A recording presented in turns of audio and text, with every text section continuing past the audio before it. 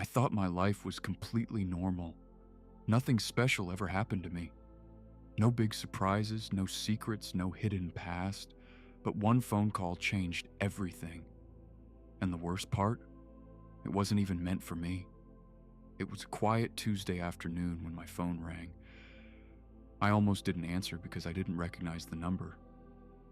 I remember staring at the screen for a few seconds, debating if it was just another spam call.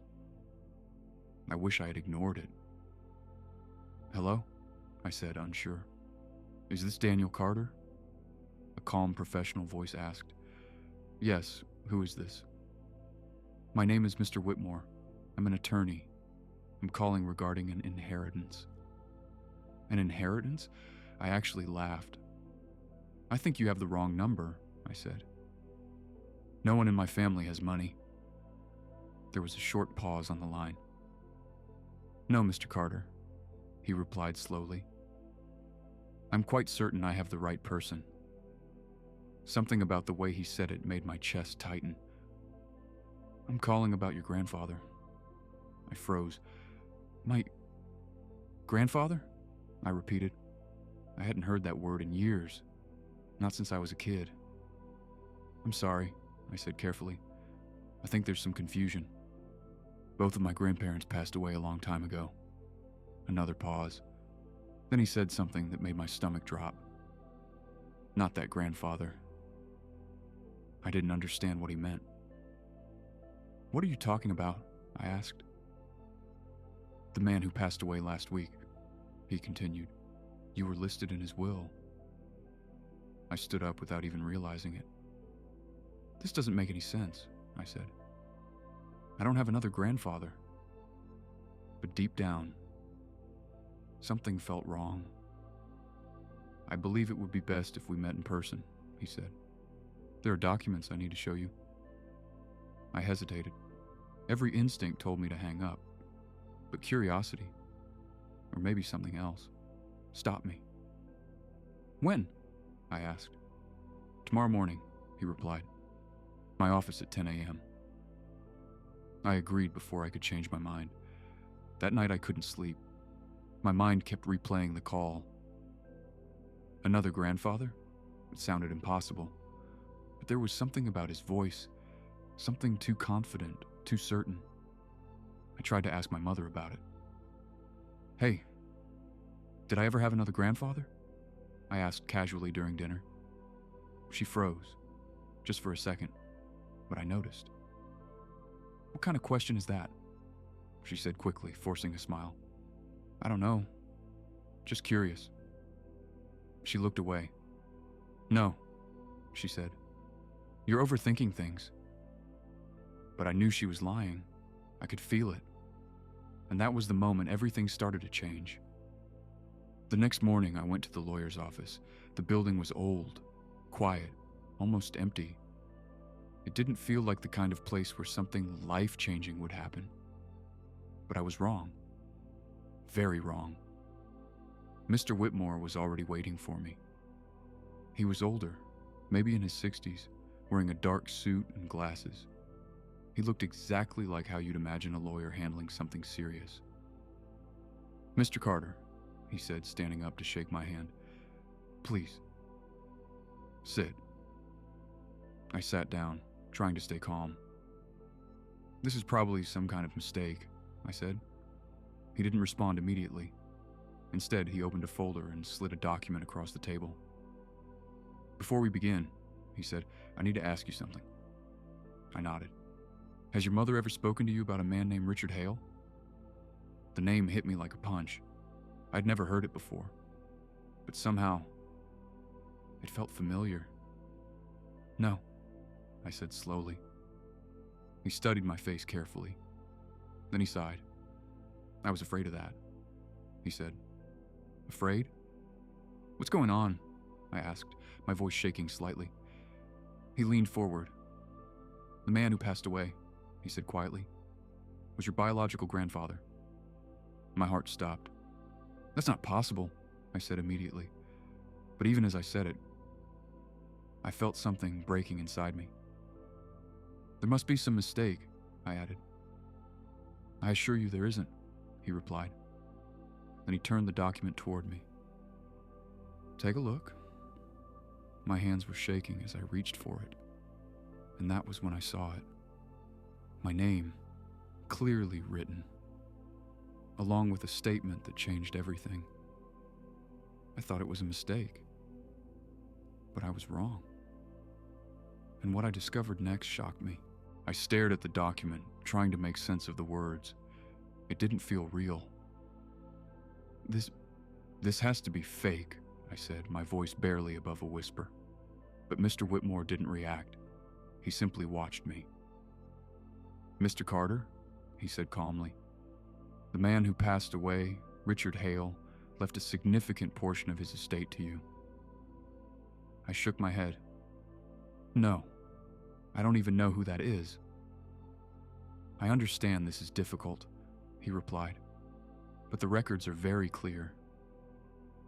He reached into the folder again and pulled out another paper. "This is your birth certificate." I frowned. "I've seen my birth certificate before." "Not this version," he said. Something about his tone made my chest tighten again. Slowly, I took the paper. At first, everything looked normal. My name, my date of birth. But then I saw it. A name I had never seen before, under father. Richard Hale. My hands went cold. "No," I whispered. "That's not possible. My dad, the man who raised me, his name wasn't there. It was like someone had erased him." "This document was sealed," Mr. Whitmore explained. "It was never meant to be accessed until now." I couldn't breathe properly. "Why would my mom hide this?" I asked. He didn't answer right away. Instead, he said something that made things even worse. "There's more?" "Of course there was. There's always more." "He didn't just leave you money," he continued. "He left you something else." I looked up at him. "What?" "A property." "A house?" He nodded. "But not just any house."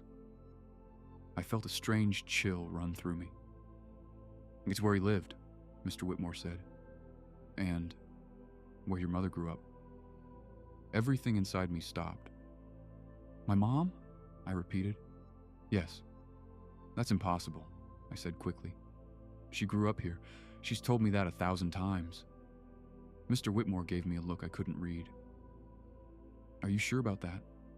I didn't respond, because suddenly, I wasn't sure about anything anymore. He slid a photo across the table. "This was taken in 1995, he said. I picked it up. My heart dropped. It was my mother. Younger, but unmistakably her. Standing in front of a large, unfamiliar house. Next to a man I'd never seen before, but somehow, I knew exactly who he was." "That's him?" Mr. Whitmore said quietly. "Richard Hale." I felt dizzy. "Why would she lie to me?" I asked. But deep down, I already knew the answer wouldn't be simple. "There are things in that house," he said carefully. "Things he wanted you to find." I looked at him, confused. "What kind of things?" He hesitated. Then he said something that made my stomach drop. "Answers." I swallowed hard. "About what?" He leaned back in his chair. "About why your mother cut him out of her life." Silence filled the room. Heavy, suffocating. "I don't understand," I said. "Then go to the house," he replied. "That's what he wanted." I shook my head. "This is crazy." But even as I said it, I knew I was going to go, because I needed to know the truth, no matter what it was. "Where is it?" I asked. He gave me the address. It was only a few hours away, close enough to drive, far enough to feel like a different world. As I stood up to leave, he said one last thing. "Be careful, Mr. Carter." I turned back. "Why?"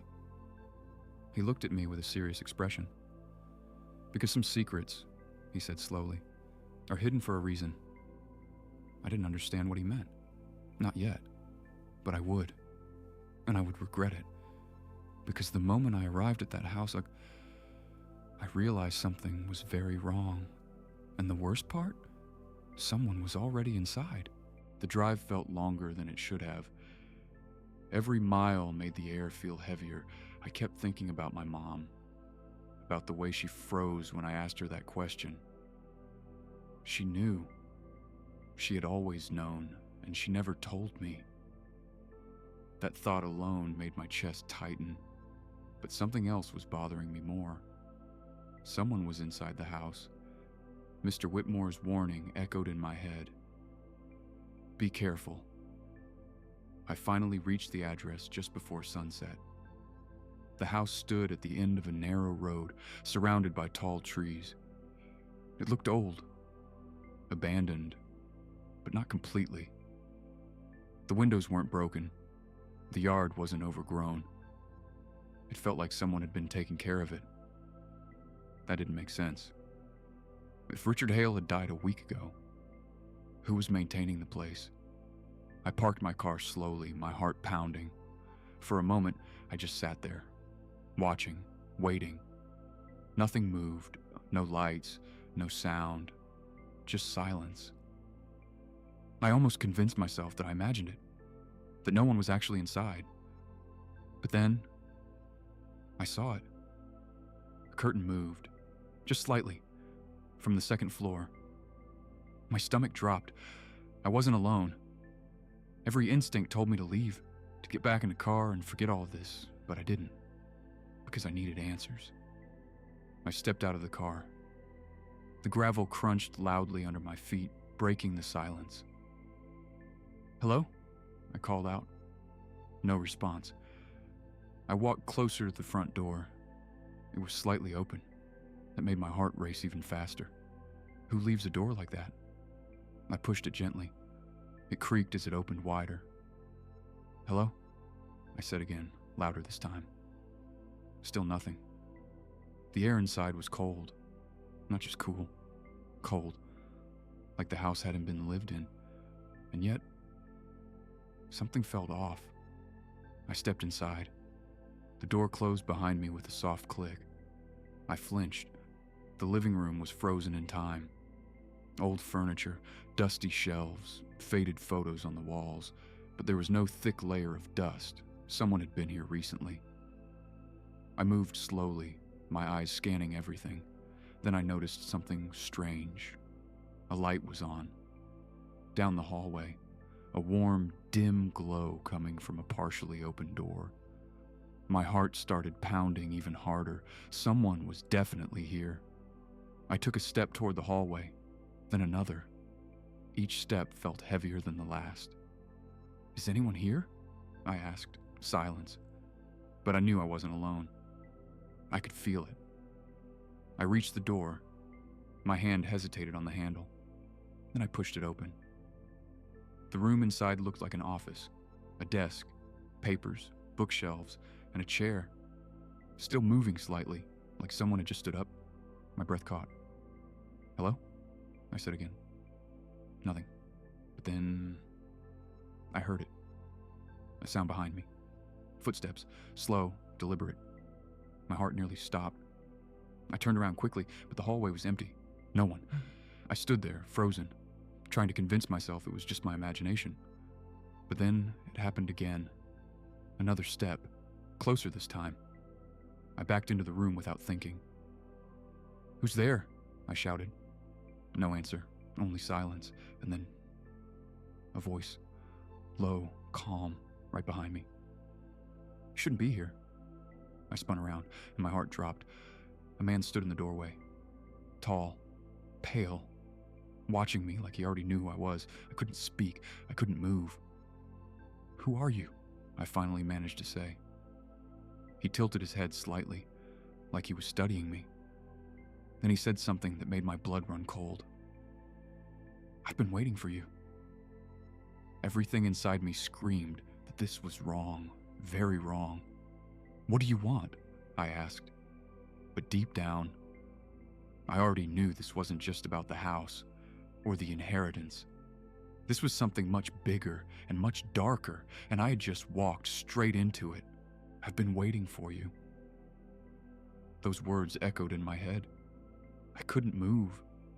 The man stood there, blocking the doorway like he had every right to be in that house, like I was the intruder. "Who are you?" I asked again, my voice unsteady. He didn't answer immediately. Instead, he stepped into the room slowly, closing the distance between us. My instincts told me to run, but my body refused to listen. "You look just like him," he said quietly. My stomach twisted. "Like who?" He smiled slightly, but there was nothing friendly about it. "Richard." The name hit me hard. "What do you know about him?" I asked. The man's eyes didn't leave mine. "More than you do," he replied. That much was obvious. "Start talking," I said, trying to sound braver than I felt. But he ignored my tone. Instead, he walked past me and sat down at the desk. Like he owned the place. "Did the lawyer send you?" he asked. "Yes," I said. "He told me this house was mine now." The man chuckled softly. "Yours?" he repeated. Something about the way he said it made my chest tighten again. "What's that supposed to mean?" He leaned back in the chair, studying me again. "Did he tell you why you inherited it?" he asked. I hesitated. "No." "Of course he didn't," the man muttered. I felt my patience slipping. "Then you tell me," I said. Silence. For a moment I thought he wouldn't answer. But then he leaned forward, and everything about him changed. His expression became serious, almost tense. "Your grandfather didn't leave you this house as a gift," he said slowly. My heart skipped. "Then why?" He looked directly into my eyes. "Because you're part of it." A cold chill ran through me. "Part of what?" I asked. He didn't answer right away. Instead, he reached into a drawer and pulled something out. A photograph. He placed it on the desk and slid it toward me. I stepped closer and looked down, and my heart stopped. It was another photo of my mother, but this one was different. She looked scared, standing in the same house, and next to her was the same man sitting in front of me. I looked up at him, my mind racing. "You," I whispered. He nodded slowly. "Yes." "Who are you?" I asked again. This time he answered. "My name is Victor Hale." Hale. The same last name. My stomach dropped. "You're related to him?" I asked. Victor smiled faintly. "I'm his son." My thoughts exploded. "That means..." I started. He finished it for me. "We're family." The word hit me like a punch. "No," I said immediately. "That's not possible." But the pieces were already coming together. Too fast. Too real. "Yes," he said calmly. "It is." I stepped back, shaking my head. "This doesn't make any sense." Victor stood up slowly. "It will," he said. "Soon?" I didn't like the sound of that. "What aren't you telling me?" I asked. He walked closer again. "Your mother didn't just leave this place," he said quietly. My heart started racing again. "She ran." I froze. "From what?" I asked. Victor's expression darkened. "From what our father was doing in this house." A heavy silence filled the room. My mind struggled to process his words. "What do you mean?" I asked, but I wasn't sure I wanted to hear the answer. Victor leaned in slightly and whispered something that made my blood run cold. "There are things buried here," he said. "Things you were never supposed to find." I felt like the ground beneath me disappeared. "This is insane," I said. But even as I said it, I knew it wasn't. Because deep down, I could feel it. Something was wrong with this house. Something had always been wrong, and I had just become part of it. But the worst part? I still didn't know the truth. And what Victor showed me next was only the beginning. I couldn't breathe. "There are things buried here." Victor's voice echoed in my head like something I couldn't escape. This isn't funny, I said, but my voice sounded chujoi even to me. If this is some kind of sick story, it's not a story, he said quietly. Silence fell again, heavy, pressing down on my chest. I looked around the basement. The walls were covered in scratches, deep ones, like someone had tried to claw their way out. No, I whispered. Victor stepped closer. You wanted the truth, he said. Now you're standing in it. My hands were shaking. This is impossible. But it wasn't, because every part of me felt it. This place was real. Everything here had happened. Who were they? I asked slowly. Victor didn't answer right away. Instead, he walked to the far corner and kicked something lightly. A metal ring, attached to the floor. My stomach twisted. He called them guests, Victor said coldly. But they never left. A wave of nausea hit me. This is insane, I said. Why would anyone do this? Victor turned to me. Because he believed he was building something, he replied. A perfect family. My heart skipped. A family? I repeated. Yes, Victor said. One he could control completely. The air suddenly felt colder. And my mom? I asked. Victor's expression changed slightly. She was one of the first, he said. But she was different. How? She fought back. That didn't surprise me, not anymore. She tried to escape many times, Victor continued. And every time, he punished her. My chest tightened painfully. Stop, I said. But he didn't. Until one day, he went on, she disappeared. I looked at him. What do you mean, disappeared? Victor's eyes locked onto mine. She escaped, he said. A strange mix of relief and fear rushed through me. How? He hesitated, then said something that made my heart stop. She wasn't alone.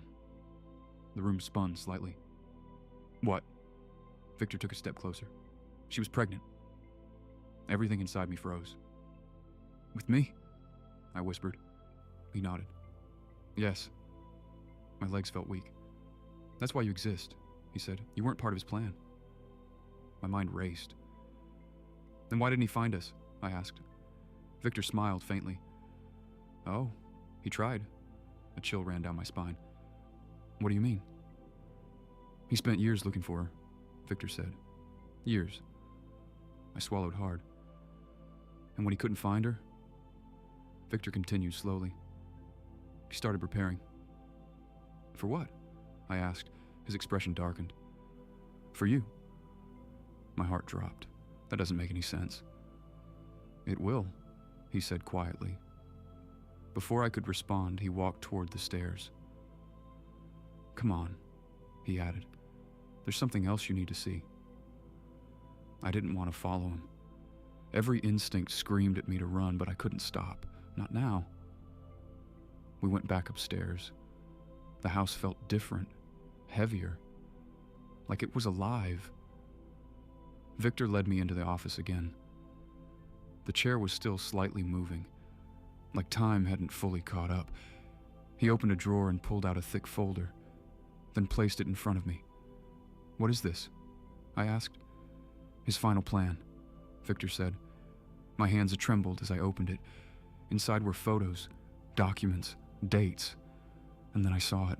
My name, repeated over and over again, like I'd been studied, watched, tracked. No, I whispered. This can't be real. But it was.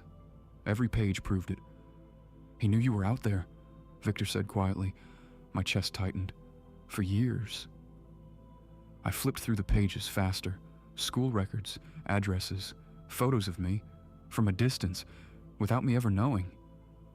My heart started racing uncontrollably. He was waiting, Victor continued. For what? I asked, barely able to speak. Victor looked directly at me. For the right moment to bring you back. A loud creak echoed somewhere in the house. Both of us froze. I looked up slowly.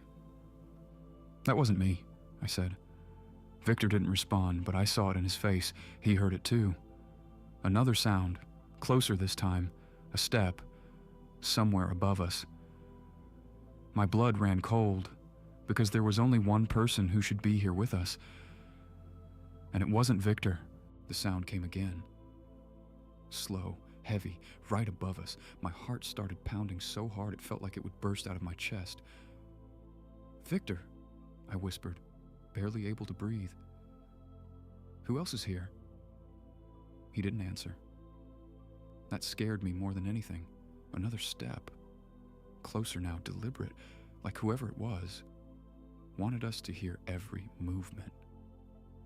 "We need to leave," I said quickly, my voice shaking. "Right now." But Victor didn't move.